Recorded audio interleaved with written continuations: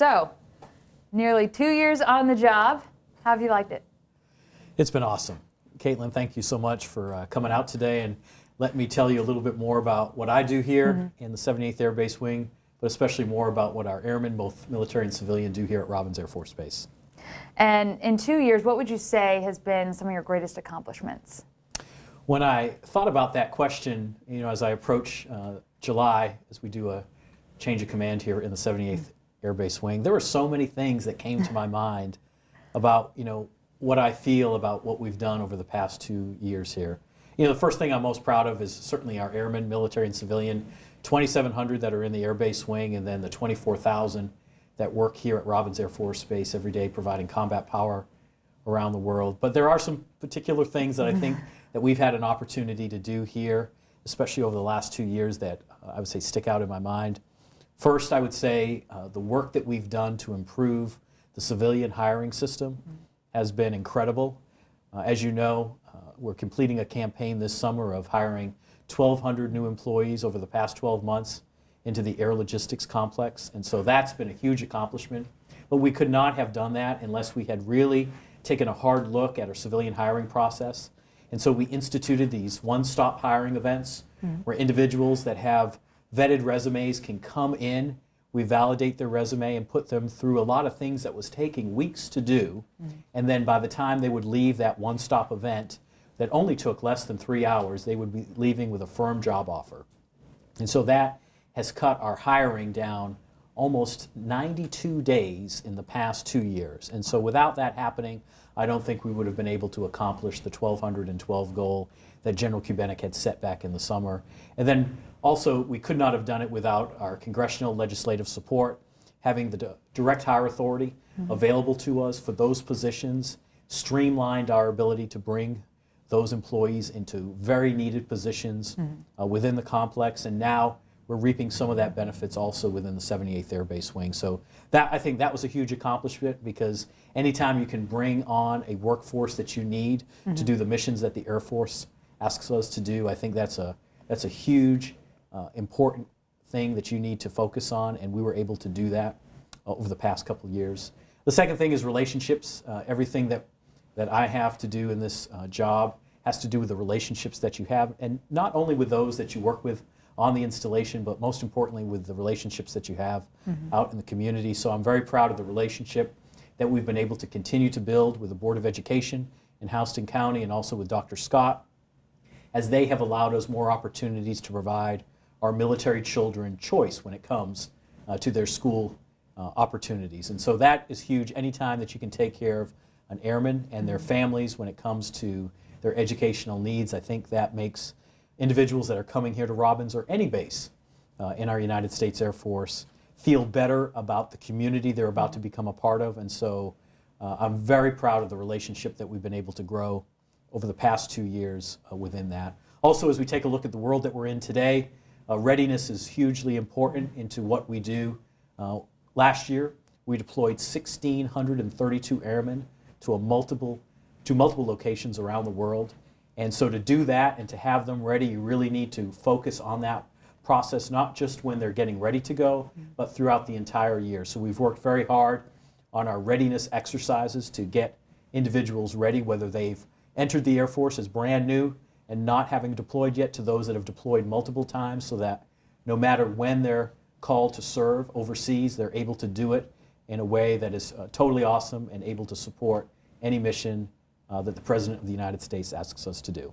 And those are three very good points, and kind of the three big topics I wanted to touch on with you. The first being the hiring campaign.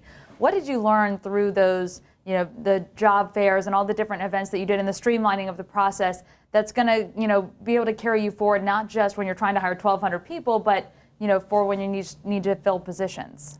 I think the first thing that we learned is that the workforce is available out there.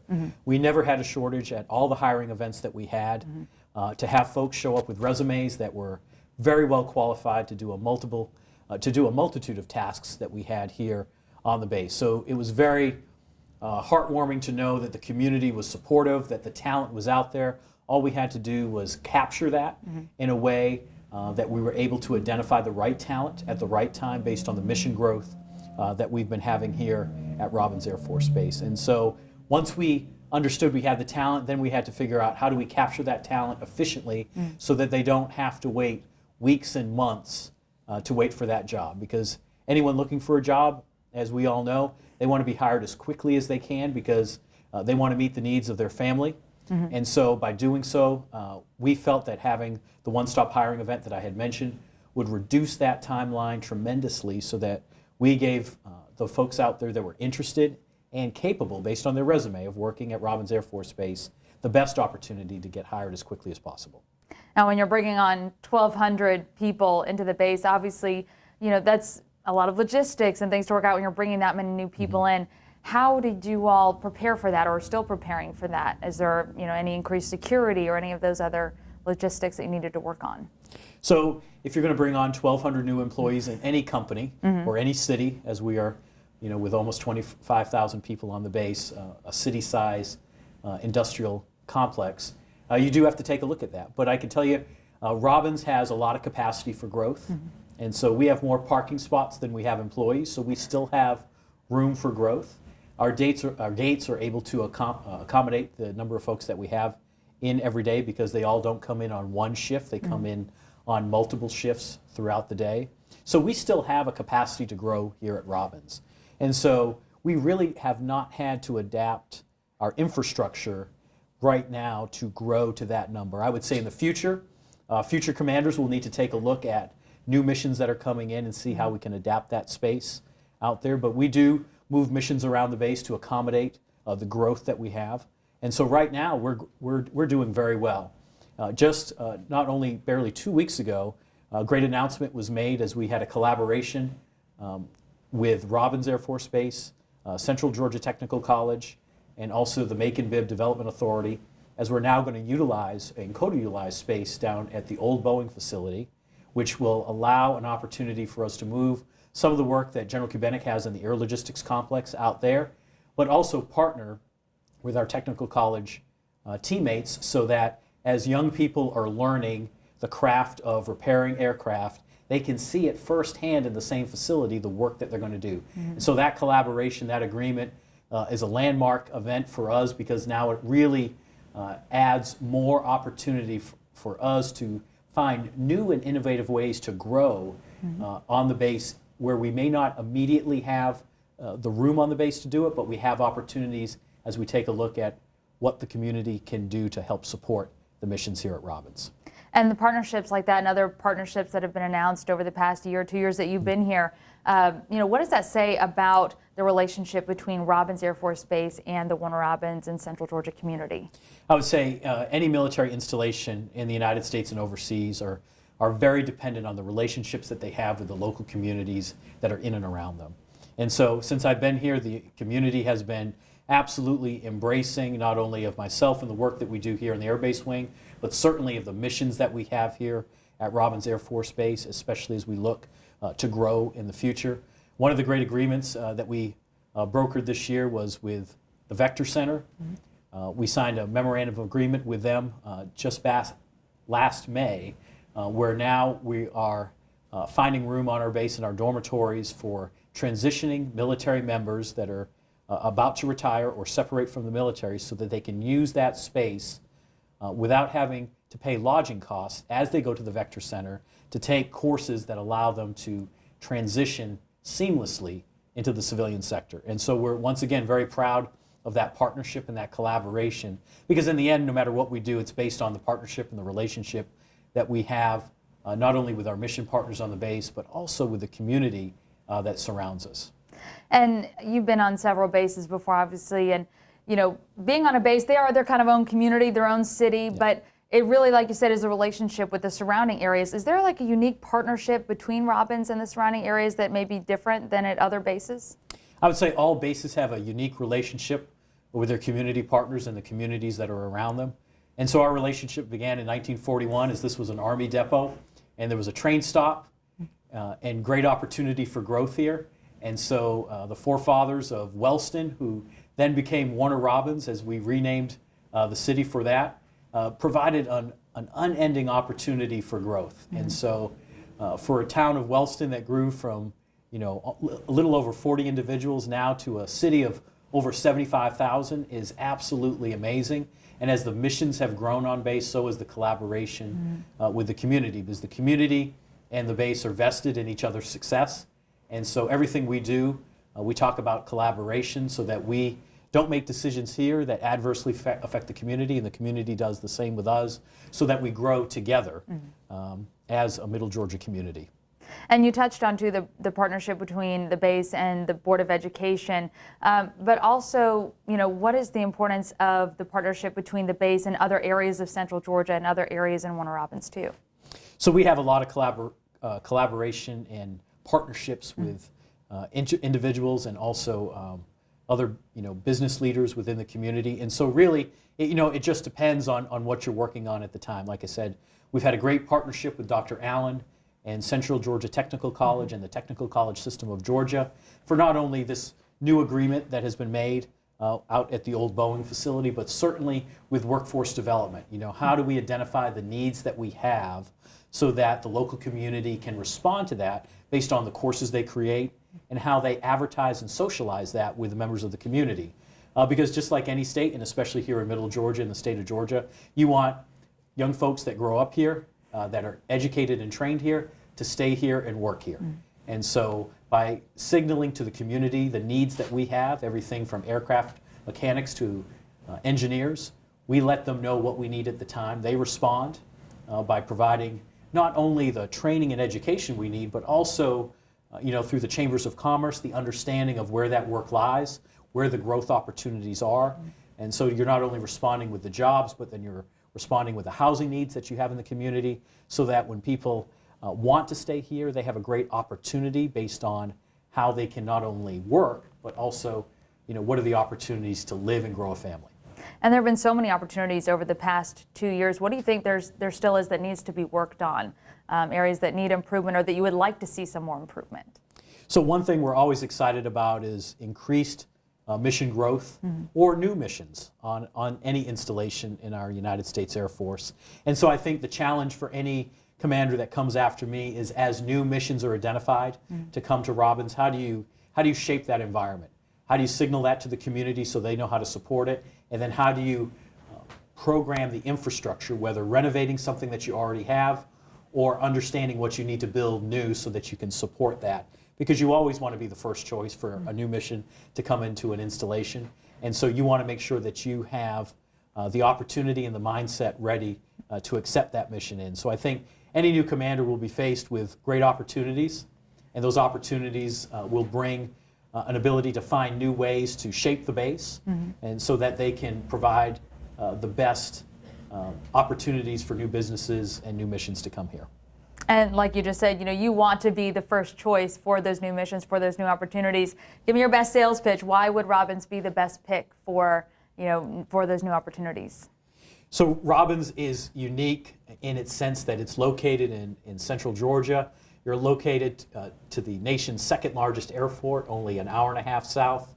You're close to some great sites, so if you're looking for a great place to live, you have Savannah to your east, you have the beaches of Florida just a few hours south of you, and then you have Alabama to your west, so you have a lot of travel opportunities, because I think when people are looking for not only a job, they want to know, hey, what can they do on their time off? What can they do with their families? So from a geographic sense, it's a great environment.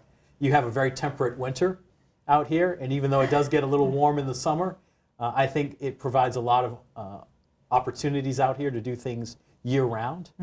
Also, Middle Georgia is hugely supportive of our United States military.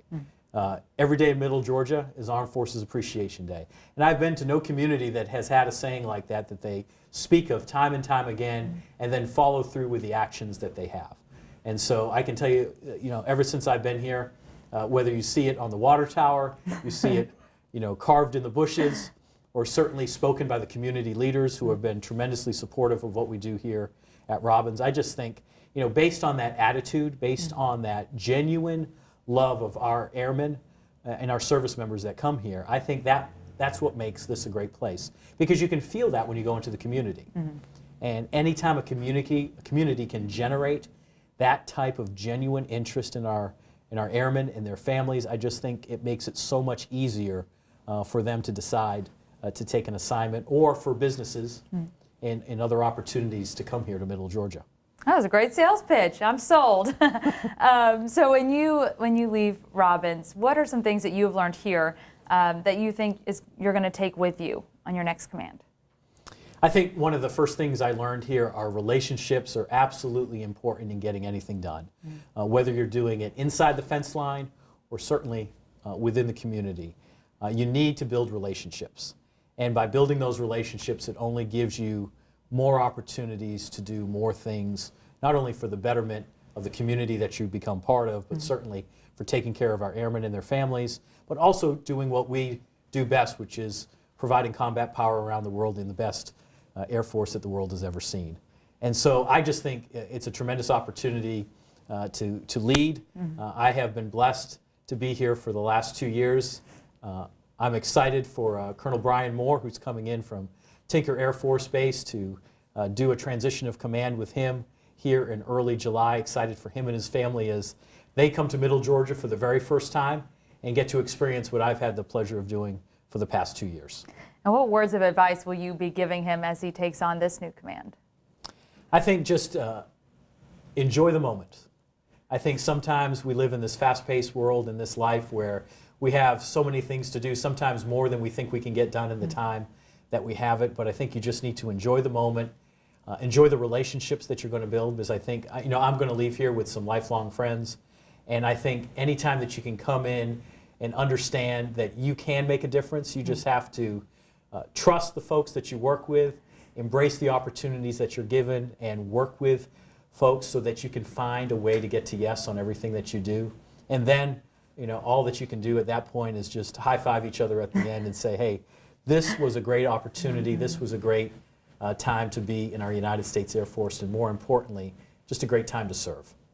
And looking back almost 2 years now, I remember at your change of command, you said, I want to take care of our airmen as a whole, their families, and just the airmen as people, not just airmen, not just as employees. And a big part of that, I think, nationally really, is mental health. And that's been something that's really been a big topic on the national level. What are some resources that are available at Robbins, or what ways have you tried to address that issue here? Yeah, ensuring that we can take care of our airmen, both military and civilian, is very important for any commander at any level in the United States Air Force. And so we have services through our medical group that provide classes and courses that help folks become more resilient in areas that they may not be as resilient in, or as they have challenges that they face in their life, those things that they can learn, methods to become better equipped to deal with those challenges. We have an employee assistance program very focused on our civilian workforce. We have over 14,000 civilian employees on the base, so we want to make sure, regardless if you're military or you're civilian, you have that ability to reach out and get the resources that you need. I say the biggest challenge that we have with that is just ensuring that everybody knows that the resources are available out there. Because I think it's not that we don't have them, it's advertising them and socializing them enough within our work centers to ensure that folks know where to go, they feel comfortable to go there so they can pick up the phone and go visit someone. And so regardless of the challenge or issue that they're having, that we can find a way to connect them with someone to do and find a way to work through that issue so that they can not only feel better about who they are, be a productive part of their community, their work center, but also just be a better person. And I think a big part of the conversation too is not just do they need help, but why they need help. What are some reasons that you think some of these airmen are needing to find this help? Well, I think there's a lot of reasons. I mean, the world we live in today, as I said, is a busy place. The jobs that everyone has, I mean, they are consuming. They take a lot of your time. They're important jobs because, we're generating air power here that either gets deployed through our Joint Stars teammates or through the program depot maintenance that we do, or all the support that goes into that with the other 50-plus mission partners that we have on the base. So I think where our jobs become so busy for us day in and day out, sometimes I think we forget to take care of ourselves. And so the most important thing that we can do, that we need to take a moment every now and again and reflect on, what are the things that we need to do as individuals to ensure that we are as healthy as the aircraft and the systems that we generate every single day. Because the most important weapon system that we have in our United States military are people. And if our people are well trained and they are taken care of both mentally and spiritually and physically, then we know that they can do any task that's given to them. And so I think it's just helping them understand that, doing their job every day is immensely important to what we need to do, but also we need to take that time and take care of them as people, so that regardless of the challenges they face, we help them work through them so that they can live up to their full potential. And of course, it always comes full circle. A big part of that is not just resources within the gates, but also the partnership with the community and being in a good community that helps support those airmen. How does Warner Robins and the Central Georgia community really help these airmen as a whole as well, on top of the resources that you have available here? So they have always been willing to reach out and help us in any way possible. My predecessor set up the Ministerial Alliance, so that allows our religious groups outside the base, regardless of denomination, to be aware and then have an ability to connect with our airmen. Once again, military or civilian on the base, if they're having challenges and they want someone to reach out to, they have been very good about coalescing as a team so that they can reach out to them as just one source. And then I think from that interaction that they have, they can reference them or hand them off to other sources depending on the particular need that they have. So the community has always been willing to do it. It's just our responsibility to be able to articulate where the need is so that they can help us to find the resource that we can provide to our airmen. Because once again, not as much of the population here as is at many other Air Force bases is military. So our military population moves every several years, but our civilian population are the ones that have grown up here. They've gone to high school here. They've raised families together. They worship together. They eat together. And so these are the folks that we need to ensure that understand, even though they live in the community and work in the community, that there are resources available to them that we need to help connect them to, so that regardless of what challenge they face, that we can help them overcome that challenge and move on and become better because of it. And is that something pretty unique to Robbins, that we have so many civilians here? I think we have several bases within the Air Force that have a very similar demographic.